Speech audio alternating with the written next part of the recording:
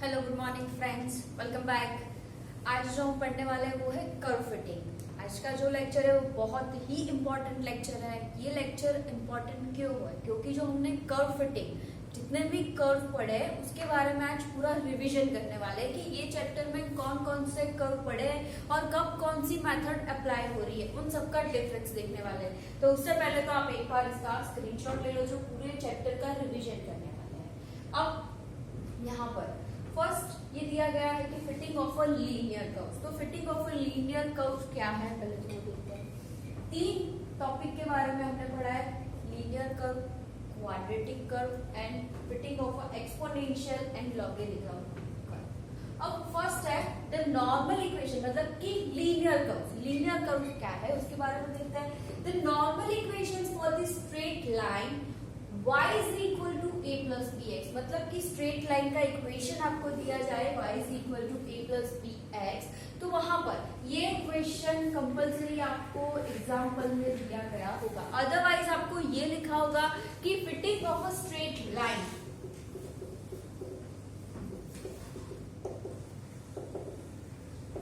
Fitting of a straight line, या तो equation दिया जाए या तो fitting of a straight line बोला जाए, क्योंकि ये स्ट्रेट लाइन का इक्वेशन है।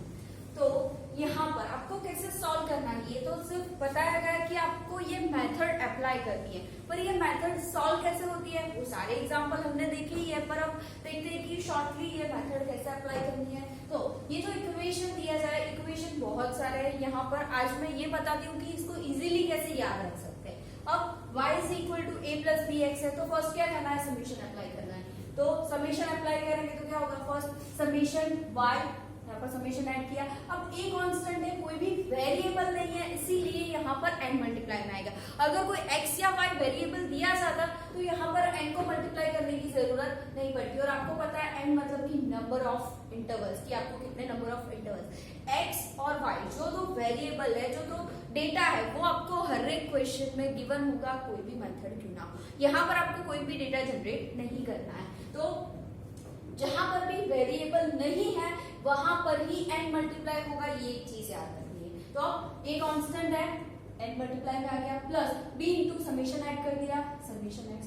अब यही इक्वेशन में वापस x के साथ मल्टीप्लाई करो, यही इक्वेशन को क्या करना है, x के साथ। अगर यहाँ पर y इज इक्वल टू दिया जाए तो, अगर यहाँ पर x इज इक्वल टू दिया जाए तो y से मल्टीप्लाई करना है। तो first summation x into y, x multiply कर दिया इज इक्वल। अब यहाँ पर वेरिएबल आ गया है तो अब यहाँ पर n लिखने की जरूरत नहीं है, a constant a into summation x plus b into summation x square, पूरे इक्वेशन में मल्टीप्लाई कर दिया।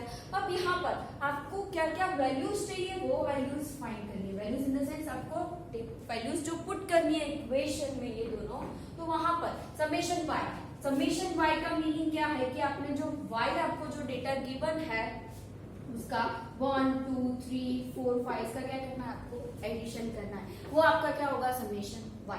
वैसे ही n नंबर ऑफ इंटरवल्स जो क्वेश्चन में दिए गए हैं इनटू a कांस्टेंट है, a और b कांस्टेंट वैल्यू, हमें ये इक्वेशन के मतलब ये इक्वेशन फाइंड करना है, इसीलिए इसके नॉर्मल इक्वेशंस बन रहे हैं, क्योंकि इसके ऊपर से हम a और b फाइंड कर सकते हैं। तो b constant as it is रहेगा into summation x, summation x same चीज जो क्वेश्चन में आपको गिवन होगा x, उसका आपको एडिशन कर देना है, वो आपका बन जाएगा समेशन x। नेक्स्ट चीज हमें फाइंड करनी है समेशन x इंटू वाई, मतलब कि पहले x और y का मल्टीप्लीकेशन करना है और लास्ट में उसका एडिशन।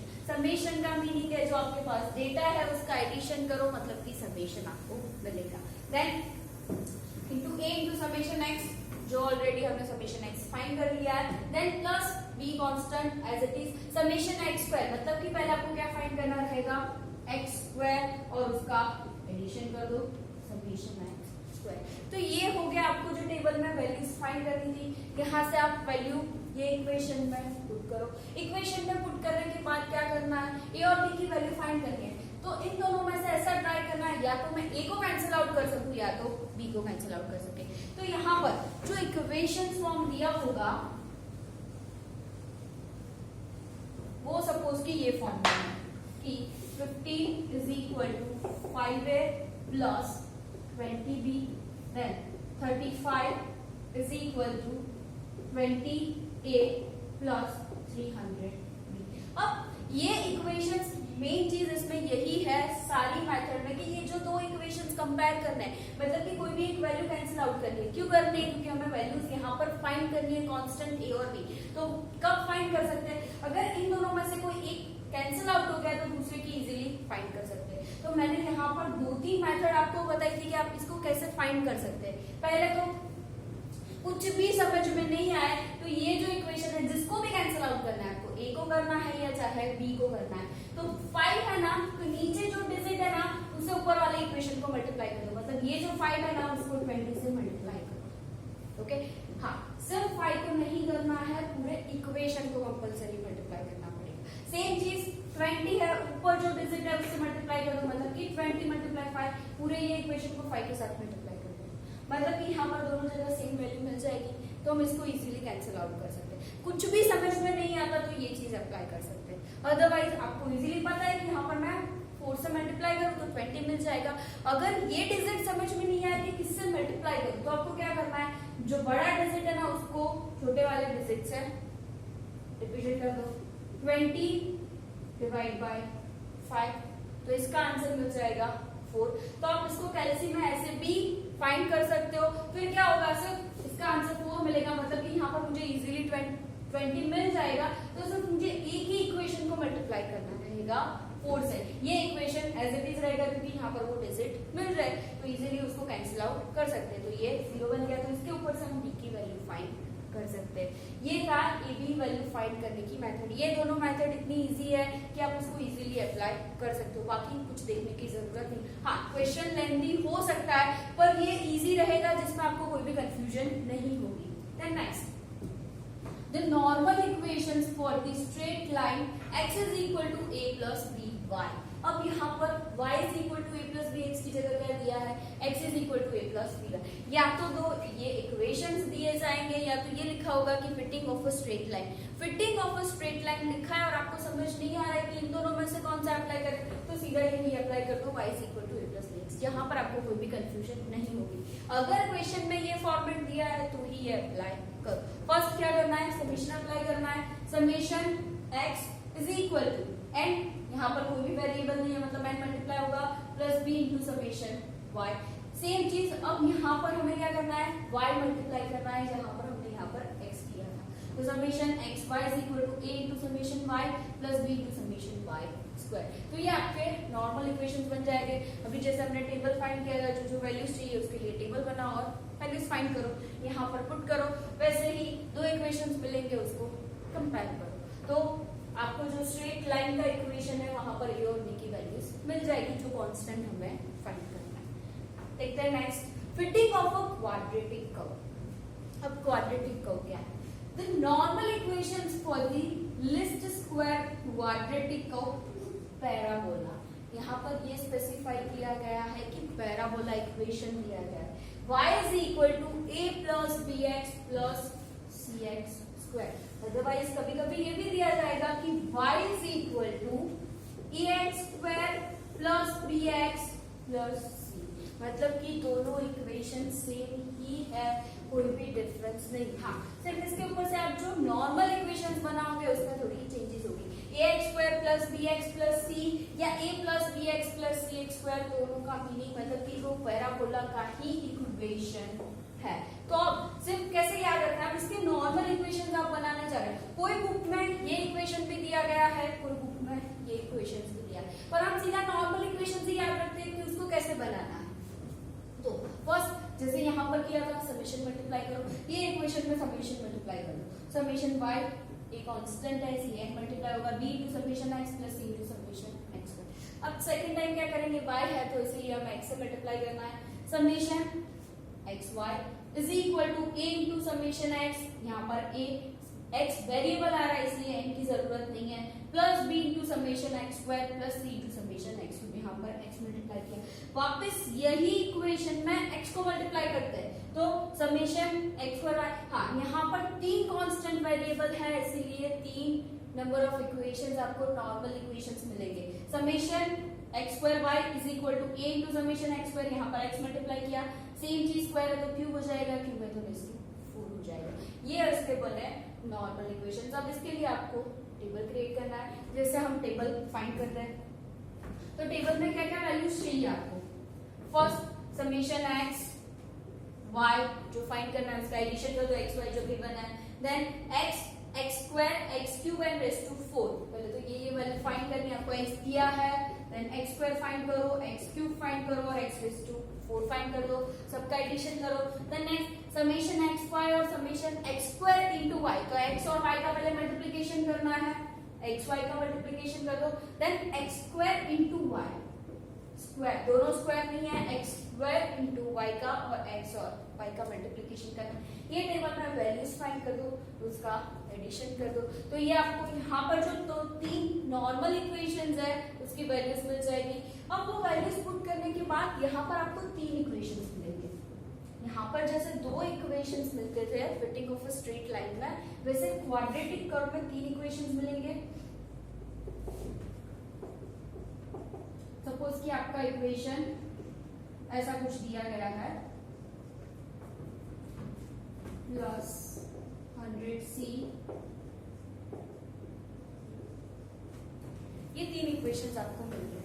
तो अब क्या करना है, अभी हमें 3 कांस्टेंट वैल्यू फाइंड करनी है। तो आपको जैसे स्ट्रेट लाइन में 2 इक्वेशन को कंपेयर करते थे, वैसे यहाँ पर भी 2 इक्वेशन को ही कंपेयर करना है, पर 2 बार इक्वेशन को कंपेयर करना पड़ेगा। तो जो है पहले फर्स्ट और सेकंड को कर दो, देन सेकंड और थर्ड को कर दो, या फर्स्ट और थर्ड को कंपेयर कर सकते हो। मतलब कि पैर बनेगी या तो first and second, then next pair बन सकती है फर्स्ट एंड थर्ड, या तो सेकंड एंड थर्ड।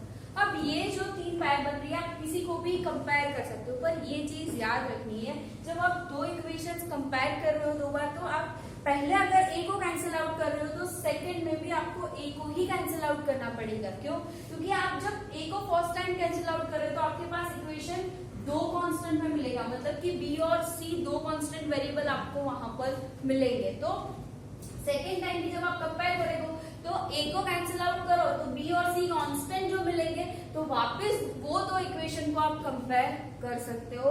उसी के लिए आपको ये ध्यान रखना है कि अगर आप जब पहले 2 इक्वेशंस कंपेयर कर रहे हो और उसमें अगर आप ए को कैंसिल आउट कर रहे हो, तो सेकेंड टाइम भी जब आप वापस दूसरे 2 इक्वेशन कंपेयर करो तब वहां पर भी ए को ही कैंसिल आउट करो। तो अगर सपोज पहले मैंने फर्स्ट और सेकेंड को कंपेयर किया, हाँ ये चीज देखनी है कि कहां पर इजीली हो रहा है। अगर जरूरी नहीं कि आप हर बार ए को ही कैंसिल करो, आप बी को भी कर सकते हो और सी को भी कर सकते हो। जहां पर वैल्यू इजीली कैंसिल आउट हो रही है वही इक्वेशन को आपको अप्लाई करना है। तो ये कैंसिल आउट कर दिया, यहाँ पर वापस बी और सी के फॉर्म में एक इक्वेशन मिला। फिर ये दोनों इक्वेशन को कंपेयर किया तो यहाँ पर बी और सी के फॉर्म में इक्वेशन मिला। फिर यहाँ पर जो इक्वेशन मिल रहा था फर्स्ट और सेकंड को कंपेयर करने के बाद, देन सेकंड और थर्ड को कंपेयर करने के बाद जो इक्वेशन मिला वो दोनों इक्वेशन को कंपेयर करो, मतलब वापस ये 2 इक्वेशंस आ जाएंगे। तो वहां से हम बी या सी को इजीली कैंसिल आउट कर सकते हैं। बी और सी को कैंसिल आउट कर दो, बी या सी में से किसी एक को कैंसिल आउट कर दो, तो वापस वहां पर सी की वैल्यू मिल जाएगी आपको या बी की वैल्यू मिल जाएगी। वापस हमारे पास ऑलरेडी 3 इक्वेशंस है, वो इक्वेशन में वैल्यू आप पुट कर दो। तो वहां से हाँ ये इजी चीज है कि अगर आपने जो वैल्यूज फाइंड की है ए बी सी वो राइट है या रॉन्ग, तो वो कैसे चेक करो। तो यहाँ पर जो 15 ये जो नंबर मिल रहे हैं आपने ए बी सी फाइंड किया, वो यहाँ पर आपको पुट करना है। अगर इसके इक्वल टू 15 ही मिल रहा है तो इसका मतलब आपने ए बी और सी जो फाइंड किया वो वैल्यू राइट है। अगर आपने एबीसी फाइंड किया और उसके इक्वल टू ये वैल्यूज नहीं मिल रही है, इसका मतलब आपके एबीसी में कोई प्रॉब्लम है, मतलब तीनों में से कोई एक वैल्यू गलत आ रही है या 2 वैल्यू भी, मतलब तो ये लास्ट में चेक करने के आप चेक कर सकते हो ए बी और सी की वैल्यू पुट करके कि इसके इक्वल टू हमें क्या मिल रहा है। तो ये था fitting of a quadratic curve. हाँ जरूरी नहीं कि हर बार आपको ये इक्वेशन दिया जाए, ये इक्वेशन नहीं दिया जाता मतलब कि पैराबोलिक कर्व भी दिया जा सकता है, तो आपको याद रखना है कि उसके लिए ये इक्वेशन अप्लाई होगा। अगर यही इक्वेशन याद नहीं होगा तो नॉर्मल इक्वेशंस याद नहीं रहेंगे। नॉर्मल इक्वेशंस तो बहुत ही इजी है कि पहले समेशन अप्लाई करो, देन समेशन एक्स मल्टीप्लाई करो और वापस सेकेंड टाइम अगर 3 इक्वेशंस है 3 कांस्टेंट है तो वापस अगेन समेशन एक्स मल्टीप्लाई करो। और अगर fitting of a straight line, line का इक्वेशन दिया है तो फर्स्ट उसके जो नॉर्मल इक्वेशंस बनेंगे उसको फर्स्ट टाइम समेशन मल्टीप्लाई करना है and then second time summation x, वही इक्वेशन है। तो ये था quadratic curve, fitting of a straight line. अब क्वाड्रेटिक कर्व में फर्स्ट हमने पैराबोला का इक्वेशन पढ़ा। अब जो सेकंड और थर्ड है वहां पर डायरेक्टली आपको कर्व दिया जाएगा कि y is equal to a plus b x y. यहाँ पर कुछ ऐसा कुछ भी स्पेसिफाई नहीं होगा, सीधा ये इक्वेशन ही होगा जिससे आपको पता चलेगा कि यहाँ पर ये कर्व के इक्वेशंस अप्लाई करने। अब सेम चीज इसके नॉर्मल इक्वेशंस कैसे बनेंगे, समेशन मल्टीप्लाई करो, समेशन y a कांस्टेंट है इसलिए n मल्टीप्लाई होगा plus b into summation x square, मतलब कि फर्स्ट हमने समेशन अप्लाई कर दिया।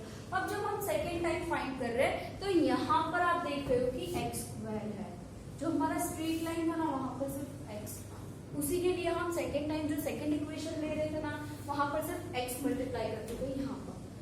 तो यहाँ पर x स्क्वायर है, उसकी वजह से आपको स्क्वायर से मल्टीप्लाई करना पड़ेगा सीधा, मतलब कि ये जो इक्वेशन आ रहा है ना वहां पर सीधा स्क्वायर से मल्टीप्लाई करो। तो summation x square into y, and यहाँ पर वेरिएबल आ रहा है इसलिए n हट जाएगा, a into summation x square plus b into summation x raise to 4, square है वापस स्क्वायर से मल्टीप्लाई करो तो x रेज टू 4 हो जाएगा। तो ये डिफरेंस है स्ट्रेट लाइन और नॉर्मल इक्वेशंस में कि यहाँ पर आपका x स्क्वायर आ रहा है, इसीलिए सेकेंड टाइम सीधा ही आपको स्क्वायर से मल्टीप्लाई करना है। सेम चीज वैल्यूज यहाँ पर पुट कर दो, आपने जो टेबल फाइंड किया है टेबल में से वैल्यूज यहाँ पर पुट करो, दो इक्वेशंस मिलेंगे, दो इक्वेशंस को कंपेयर करो, या पहले ए को कैंसिल करो या तो बी को कैंसिल करो, जो इजी हो रहा है उसी को कैंसिल आउट करना है। आप देख रहे हो कि सारे जितनी भी मेथड्स कर रहे हैं ना वहां पर ये दो इक्वेशंस तो आपको मिल ही रहे हैं, मतलब इक्वेशन कंपेयर जो करने की मेथड है वो कोई भी इक्वेशन उठा लो सब में सेम ही रहेगी, उसमें कोई चेंजेस नहीं होगा। अब the normal equations for the curve y is equal to ax plus bx square। अब यहाँ पर ये चीज आपको क्वेश्चन में स्पेसिफाई होगी और कुछ भी नहीं होगा, अगर ये कर्व दिया गया है तो ही ये मेथड अप्लाई करनी। अब यहाँ पर नॉर्मल इक्वेशंस कैसे बन रहे हैं इसके, तो देखो ax है तो इसका मतलब यहाँ पर सीधा समेशन x मल्टीप्लाई होगा, जैसे fitting of a straight line में सिर्फ फर्स्ट इक्वेशन में हमने समेशन को मल्टीप्लाई किया था, देन सेकंड इक्वेशन में समेशन x को मल्टीप्लाई किया था। सेम चीज यहाँ पर x पहले यहाँ पर है तो फर्स्ट इक्वेशन में समेशन x मल्टीप्लाई होगा और सेकंड जो है उसमें इसी इक्वेशन में वापस x को मल्टीप्लाई करो, तो summation x square y is equal to a into summation x cube plus b into summation x raise to 4। तो यहाँ पर फर्स्ट समेशन अप्लाई किया, देन इसी इक्वेशन में समेशन x को मल्टीप्लाई किया, सेम चीज यहाँ पर पहले समेशन से मल्टीप्लाई किया, देन समेशन y क्योंकि यहाँ पर x इज इक्वल टू है, सेम चीज यहाँ पर पहले समेशन अप्लाई किया, देन समेशन x मल्टीप्लाई किया यहाँ पर, एंड लास्ट इक्वेशन में समेशन x स्क्वायर। अब यहाँ पर a plus b x square है तो पहले तो इजीली हमने समेशन से मल्टीप्लाई कर दिया, then second time summation x square से मल्टीप्लाई किया। सेम चीज यहाँ पर फर्स्ट हमने समेशन x के साथ मल्टीप्लाई किया है इसको, और सेकेंड टाइम ये जो आ रहा है सेम चीज वापस वही इक्वेशन को समेशन x के साथ मल्टीप्लाई किया है, मतलब कि यहाँ पर x स्क्वायर हो जाएगा, यही इक्वेशन है। तो ये था fitting of a quadratic curve के तीन अलग अलग कर्व्स। यहाँ पर पैराबोलिक या कुछ भी स्पेसिफाई किया गया होगा या तो इक्वेशन दिया होगा, पर जरूरी नहीं कि इक्वेशन दिया जाए, सिर्फ पैराबोलिक भी लिखा होगा, तो आपको ये याद रखना है कि इसमें ये इक्वेशन अप्लाई होगा।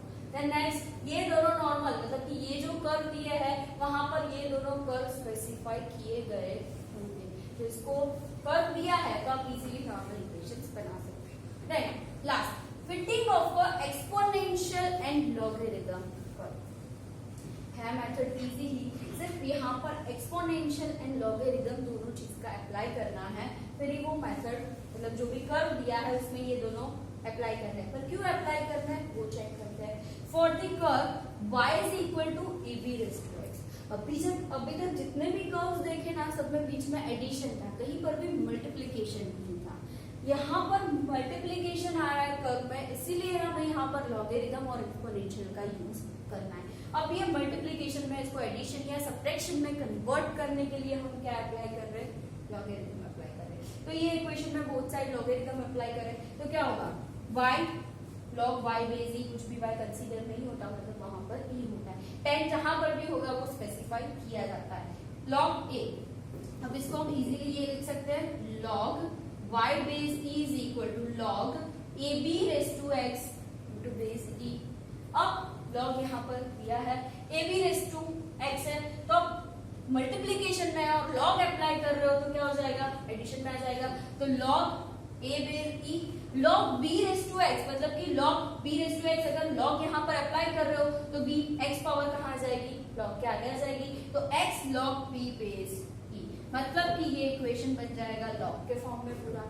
अब ये लॉगरिथम जो दिया है y a b, अब इसको मुझे इजीली आगे बनाने के लिए, इक्वेशन सॉल्व करने के लिए यहाँ पर मुझे सपोजिशंस लेनी पड़ेगी। सपोजिशंस हम log हटाने के लिए लिए है, भले ही हमने यहाँ पर log अप्लाई किया है कि ये इक्वेशन इजी बनाने के लिए, पर क्वेश्चन सॉल्व करने के लिए कुछ ना कुछ सपोजिशंस ले, जैसे हम इंटीग्रेशन में भी लेते हैं कि मल्टीप्लिकेशन में अगर सॉल्व नहीं हो रहा है तो कुछ ना कुछ सपोजिशंस लेते हैं, तो वैसे ही ये इक्वेशन को सॉल्व करने के लिए हम सपोजिशंस ले रहे हैं। अब ये चीज याद रखनी है कि सपोजिशंस कैपिटल, क्योंकि ये सारी वैल्यूज स्मॉल में है, तो यहाँ पर हम क्या कर देंगे, कैपिटल में वैल्यूज फाइंड कर देंगे, putting log y base e, जो ही वेरिएबल है ना वही सामने लिखना है, वो कैपिटल में सब कन्वर्ट करना है। Small log y base e is equal to capital Y हो जाएगा, log a base e, a small है तो कैपिटल A हो जाएगा, और log b बेस e, अगर x वहां पर, हाँ यहाँ पर x है तो small x is equal to capital X, and log b base e is equal to capital. वापस ये जो हमने सपोजिशंस लिए इक्वेशन में पुट कर दे, log y base e is equal to capital Y, log a base e is equal to capital A, log then capital small x की जगह capital X, log b base e is equal to capital y is equal to a plus bx। तो ये अगर हम check करें तो first हमारा straight line का equation y is equal to a plus bx, मतलब कि ये इक्वेशन हमें वहां पर मिलेगा। सिर्फ डिफरेंस क्या है, कैपिटल और स्मॉल, जो वेरिएबल जो भी है वो क्या है, यहाँ पर स्मॉल में है, यहाँ पर कैपिटल में, पर मेथड तो सेम ही अप्लाई होगी चाहे स्मॉल हो या कैपिटल हो। y is equal to a plus bx, तो ये कौन सा इक्वेशन बन जाएगा, लीनियर इक्वेशन बन जाएगा। Linear equation in x, capital X set y, तो इसके नॉर्मल इक्वेशन सेम यहाँ पर जैसे नॉर्मल इक्वेशन अप्लाई किए थे वैसे ही नॉर्मल इक्वेशन, मतलब कि ये इक्वेशन में पहले समेशन ऐड कर देंगे और सेकेंड टाइम समेशन x कर देंगे, मतलब समेशन तो होगा ही, सिर्फ x के साथ मल्टीप्लाई कर देंगे, तो y समेशन y। अब a कांस्टेंट है तो उसकी वजह से यहाँ पर क्या होगा, n मल्टीप्लाई में आएगा, तो n into a plus b into summation x। अब वही इक्वेशन में वापस x को मल्टीप्लाई करते हैं तो समेशन y x मल्टीप्लाई में आ जाएगा, summation x y is equal to, अब यहाँ पर x वेरिएबल आ रहा है इसलिए कांस्टेंट की जरूरत हमें नहीं है, तो यहाँ पर सिर्फ क्या हो जाएगा, a into summation x plus b into summation x square, पूरे इक्वेशन को x के साथ मल्टीप्लाई कर दिया। वापस ये मल्टीप्लाई करने के बाद ये जो मेथड थी वही मेथड आ गई जो fitting of a straight line में करते थे, यहाँ पर वैल्यूज पुट करो, जो इक्वेशंस मिलेंगे वो इक्वेशंस को कंपेयर करो। अब सिर्फ ये डिफरेंट चीज है कि कंपेयर करने के बाद आपको जो वैल्यू मिलेगी ना वो कैपिटल और कैपिटल में मिलेगी, मतलब कि कैपिटल A और कैपिटल B के फॉर्म में मिलेगी। अब कैपिटल A और कैपिटल B, अब उसकी जगह हमें तो यहाँ पर जो फाइंड करना है वो क्या है, y is equal to a b raise to x, मतलब स्मॉल a b फाइंड करना है। तो यहाँ पर जो सपोजिशंस ली थी उसके इक्वल टू वैल्यू पुट कर दो, a इज इक्वल टू क्या है, log a base e, and b is equal to क्या है, log b बेस e, मतलब कि a की जो वैल्यू आई इसके इक्वल टू ये लिख सकते हैं हम log a बेस e। तो अब यहाँ पर हम क्या कर देंगे, हमें सिर्फ a की वैल्यू चाहिए तो हम एक्सपोनेंशियल का यूज करेंगे log को हटाने के लिए, तो e raise to log a base e is equal to e raise to capital A and e raise to log b base e is equal to e raise to capital B। अब ये 1 हो जाएगा तो यहाँ पर क्या बचेगा, a is equal to ये जो फॉर्म आएगा e raise to a, same चीज b is equal to e raise to capital B। हाँ, वैल्यूज यहाँ पर log जो बेस e है तो ln अप्लाई करना है, ये हर बार मैं स्पेसिफाई करती हूँ, log बेस ई दिया है तो कैल्सी में ln करके चेक करना है, और log बेस 10 दिया जाए तो कैल्सी में log कंसीडर करना है। ये डिफरेंस है, यहाँ पर सभी जगह आपको ln ही अप्लाई करना है। तो ये था y इज इक्वल टू ये a और b की वैल्यू मिल गई, यहाँ पर पुट कर दो। Similarly the best fitting exponential curves for the relation y is equal to ax raised to b and y is equal to a raised to bx, मतलब कि a b raised to x की जगह क्या है, ax raised to b and a raised to bx। Same चीज both side logarithm apply करो, logarithm apply करने के बाद सपोजिशंस लो, फिर यहाँ पर भी दोनों में लॉगरिथम अप्लाई करने के बाद जब आप सपोजिशंस लोगे इक्वेशन स्ट्रेट लाइन का ही मिलेगा, चाहे आप ax raised to b apply करो या a raised to b। बाकी की मेथड से एज इट इज ही रहेगी, उसमें कोई डिफरेंस नहीं होगा, सिर्फ कर्व चेंज हो रहा है। y is equal to ab raised to x, y is equal to x raised to b and y is equal to a raised to bx। Same logarithm apply करो, suppositions लो, straight line का equation मिल गया, उसके ऊपर से normal equations table बनाओ, जो जो values चाहिए, capital A capital B find करो, capital A B is equal to जो भी सपोजिशंस है वो सपोजिशंस में वो पुट करो, लॉग हटाने के लिए एक्सपोनेंशियल का यूज करो। इन शॉर्ट यहाँ पर हमने पहले लॉगरिथम अप्लाई किया और फिर एक्सपोनेंशियल, इसीलिए ये जो कर्व है उसका नाम है fitting of exponential and logarithm curve. ये था आपका कर्व फिटिंग का पूरा रिवीजन। आई होप आप लोगों को ये सारी मेथड समझ में आई होगी और आपका कंफ्यूजन भी क्लियर होगा कि कहाँ पर कौन सी मेथड अप्लाई करनी। यहाँ पर तो सीधा ही ये कर्व स्पेसिफाई किया हुआ, तो आपको ये इसमें तो याद रखने की जरूरत नहीं है कि कब कौन सी मेथड अप्लाई करनी, सिर्फ ये स्ट्रेट लाइन और पैराबोलिक कर्व, ये दो इक्वेशंस ही आपको ज्यादातर याद रखने। ये भी स्पेसिफाई किया होगा, ये भी स्पेसिफाई किया होगा। तो आई होप आप लोगों को ये सारी चीज समझ में आ गई होगी। अगर कोई भी डाउट है तो आप मैसेज या कॉल करके पूछ सकते हो।